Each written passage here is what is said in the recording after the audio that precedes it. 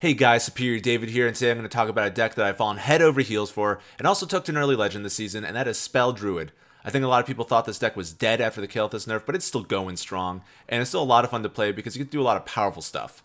And I think you're going to be seeing more of this on ladder, just because it does well against Rogue and Hunter, which are becoming a bit more prominent in the metagame, as well as its surprisingly okay matchup against Egg Warrior, which is public enemy #1 on ladder right now.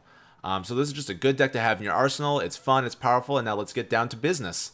There's a lot of complicated, powerful stuff you can do with Spell Druid, which can be confusing to people unfamiliar with the deck, but the overall strategy is pretty simple. Basically, you want to build a wide, annoying to clear board, and then burst your opponent down. Our main tool for achieving this is Glowfly Swarm. Sometimes you play this card turn 5 and your opponent just can't answer it and you kill them with Savage Ward the following turn. It's pretty great when that happens, but most of the time it's not that easy though, and I find myself leaning on the exotic Mount Seller a lot to build a board out of nowhere with all of our cheap spells. And if the opponent doesn't immediately clear it off, then you probably snowball that to victory. Many decks run 2 Mount Sellers, but I think that's sort of clunky because you'll usually use up most of your cheap spells on the first one. Then when you draw the second one, you're just like, well, I can't do anything because I have no spells. So instead we run Ysera Unleashed. That's another way to generate a wide board. This deck draws a lot of cards real fast, so there's a good chance you'll be hitting those portals.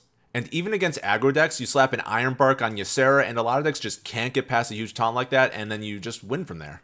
I can't talk about Spell Druid and not mention Kael'thas. The nerfs didn't really address the issues with this card, and it's still pretty busted. Kael'thas enables you to do crazy combos that you should never be able to pull off. I literally had a game on stream where I played both overflows in the same turn, and I just felt dirty afterwards. I should have washed my hands or something. It was pretty disgusting. But anyways, knowing when and how to efficiently use your Kael'thas is the hardest part in piloting this deck. Against aggro decks, I like to try to set up a Glowfly Swarm board and cheat out a Gift of the Wild in the same turn to lock them out of the game. Yeah, I know. Gift in the Wild is now a meta card. Crazy. But against slower decks, I prefer to combo Glowfly Swarm with Soul of the Forest, which you don't need the Kael'thas for, admittedly, but most of the time you'll be missing one of those 2 cards, and Kael'thas is just really good at cycling through your whole deck with Overflow to find whichever one you're missing. This deck can be complicated at times to pilot, but the mulligan is fortunately super easy. Every game you pretty much want to get Overgrowth, Fungal Fortunes, and Glowfly Swarm. The mana ramp from Overgrowth allows you to make powerful plays way before your opponent can do anything about them. Easily the best card in the deck in my opinion. Fungal Fortunes isn't far behind though because we literally run 3 minions in this deck, so most of the time you're drawing 3 spells for 2 mana. It does suck when you draw a minion and have to discard it, but it's not as bad as people think, and you can still easily win games. Oftentimes when this happens, your opponent will start BMing you like, ha ha ha, you discarded a minion, but then you just slap down a Glowfly Swarm board like 2 turns later and they can't answer and you win the game, and you're laughing at them now. And just a little FYI, the art for Fungal Fortunes is similar to Ironbark, so just don't confuse those cards in the mulligan because it's happened to totally not me before. And then, as I mentioned before, Glowfly Swarm is pretty powerful and will often generate a full board on turn 5. Great for winning games as well as buying time to get into the late game. I'll also keep Kael'thas or Exotic Mount Seller if they show up in my hand, especially on the coin. But I don't really hard mulligan for these cards because I think the other mentioned cards are just a bit more important earlier on in the game. Against aggro, I'll also keep a piece of removal like Crystal Power or preferably Wrath to clear off an early game threat. And specifically against Demon Hunter, I'll keep Starfall on the coin if my hand is good. All of Demon Hunter's early game minions have 2 or less health, so Starfall can be a pretty good tool in keeping their boards in check so you can make it to the late game. Okay, and now before I get into some gameplay over here, drop a like if this video helped you out because it really helps me out, and if you still have any questions, feel free to ask down in the comments below, or ask me over on Twitch where I stream every Tuesday, Thursday, Saturday. Link will be down in the description. Now time for that superior gameplay. Warrior, yes. Let's see. I like playing Warrior. I feel like on paper, it seems unfavored because of the risky skipper, but I think we could make more boards than they could deal with. Sort of like the reason why like Token Druid is good against control decks, just because like Token Druid can just create more boards than control decks have answers for. So like, we just have to make sure we hit our ramp, I think, and then we can win. If he plays an Injured Tolva here, I'm gonna consider innovating out the Bog Beam, but he did not. So I think we got the go ahead to just start going to Pound Town here. And by going to Pound Town, I mean draw cards and hit our ramp on turn 3 with the Innervate. That's Pound Town. And see, these are the starts you love to see from Warrior. It's very slow. Might even be worth it to save the Innervate. Now, who am I kidding? We do this. The earlier we do this, typically the better. We might get less Glowfly Swarm dudes here, but we'll be able to rip an Overflow earlier and we could gas back up. And I think that's important.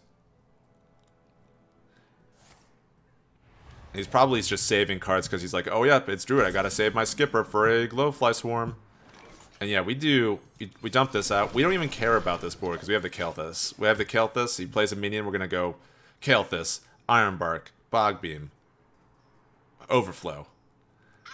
So see, like, look, he has a skipper. He was saving the skipper like the good warrior he is. But like, this board like really isn't too bad. That's like the most annoying thing on this board right now. So let's see. We are going to kill this. We're going to kill this. We're healing this board up anyway, so we don't really care too much about that guy. I mean, it's going to get healed up. We do this. Hopefully get some more zero-cost spells. I think we did not, though. I think we whipped on the zero-cost spells. That's okay. Because we got Exotic Mount Seller. He might, like, trade in with this and then duplicate it. I don't know. I feel like the Blood Boil Brute's the one thing that gives Warrior the advantage in this matchup. Oh my god, saddest Battle Rage ever. Oh my god. What a amazing top deck. Whew. Amazing top deck, but he also just used his Bloodstorm Mercenary. We're going to be able to easily clear it off, so it's really no big deal. Especially when we do this.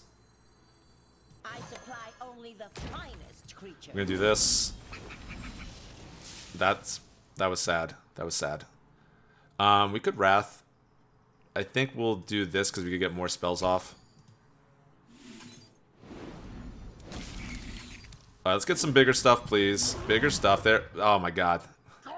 So we low rolled all around. So I think we need to slap down Ysera next turn. He's gonna like spend his turn dealing with this board, because he knows that if he leaves this up, it's gonna be bad news bears for him. Wow, he's leaving this up. Can he not deal with it?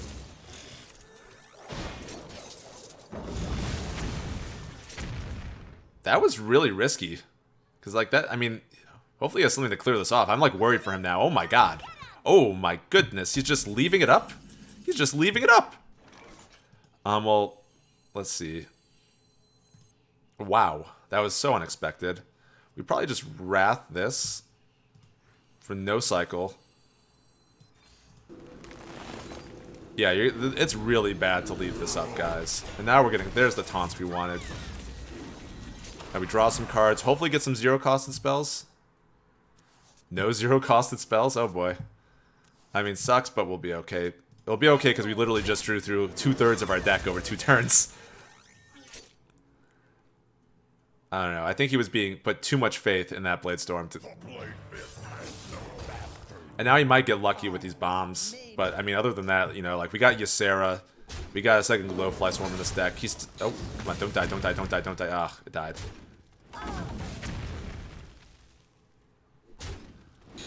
And now, kill this, please. Boom, snipe. There we go. That was like, oh my god, best trades. Best trades. And now we play the Ysera. And now I think we're going to be okay, guys. We literally just need to like start drawing portals, which will be pretty easy considering half our deck is portals and half is like actual cards. Oh. That was unexpected. Unexpected, but I'm glad we got this out of the way. Like, I feel like he's just playing off the top of his deck. I don't know. He doesn't really have much going on here. So if we just get one thick board, we'll be okay. There, yes, give me the dragons. Give me the dragons! Let's see him. Oh! That is a really good dragon. That is a really good dragon. I mean, wow. Did we cycle off here? I think we probably do. I mean, there's so much we could do. That's the problem. You know, I think we will cycle. Just to try and get another another portal. No portal. He's probably just like, why are you taking so long? It's very clear what we need to do. Which is win. Let's see, we have 10 cards in. I'll draw. I wanted to rip the Fungal Fortunes, but I'm like, I don't really need to rip the Fungal Fortunes. I don't really have the hand space for that, so I'm trying to be smarter with my card drawing here. Oh my goodness. Oh my goodness, guys. You know, I don't even really need... I'm going to actually throw down the Eagle in case he has a second Blade Swarm. I'm gonna hold up there. He could also have Brawl. I don't know. He's running. He seems like he's running a weird list. He's running the Deathwing. Maybe I shouldn't have played the Eagle if he has the Brawl, but I feel like we're doing pretty well here. Yeah, he's drawing. Yeah, that's not gonna do it. Oh boy. Yes. There we go, guys. Beating up the unbeatable Egg Warrior. What? Oh, he's putting bombs in our deck? We don't care about bombs. We got all this burst that we're about to throw at his face.